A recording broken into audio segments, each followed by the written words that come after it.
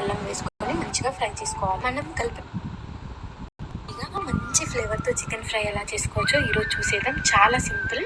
మనకు కావాల్సినంత చికెన్ తీసుకొని అందులో ఉప్పు, కారం, అల్లం వెల్లుల్లి పేస్ట్, కాస్త నూనె, ఒక హాఫ్ వరకు లెమన్ పిండుకొని మంచిగా కలుపుకొని పెట్టుకోవాలి. ఇక మసాజ్ చేస్తున్నట్టు కలిపితే చికెన్ కి బాగా పడుతుంది. అప్పుడు మ్యారినేట్ చేయాల్సిన అవసరం కూడా. తర్వాత ఒక పాన్ పెట్టుకుని 1 టేబుల్ స్పూన్ ధనియాలు, 2 చెక్కలు, ఒక 4 లవంగాలు, కాస్త జీలకర్ర వేసుకొని మంచిగా డ్రై రోస్ట్ చేసుకొని ఒక ప్లేట్ లోకి తీసి పెట్టుకోవాలి. తర్వాత ఒక 5-6 ఎండుమిర్చి తీసుకొని అవి వేసుకొని కొంచెం ఆయిల్ వేసి ఫ్రై చేసుకోవాలి. అన్నిటిని మిక్సీ జార్ లో తీసుకొని కొన్ని వాటర్ వేసుకొని మిక్సీ పట్టుకొని పక్కన పెట్టుకోవాలి. తర్వాత అదే పాన్ లో కొంచెం ఆయిల్ వేసుకొని కరివేపాకు, వెల్లుల్లి దంచి వేసుకోండి. చాలా బాగుంటుంది ఫ్లేవర్. ఆనియన్స్ కూడా పొడుగ్గా కట్ చేసుకొని వేసుకొని ఫ్రై చేసుకున్న తర్వాత పసుపు, అల్లం వేసుకొని మంచిగా ఫ్రై చేసుకోవాలి. మనం కలిపి పెట్టుకున్న చికెన్ కూడా వేసుకొని మంచిగా ఫ్రై చేసుకొని మూత పెట్టి ఒక 2 నిమిషాలు అలా వదిలేయాలి.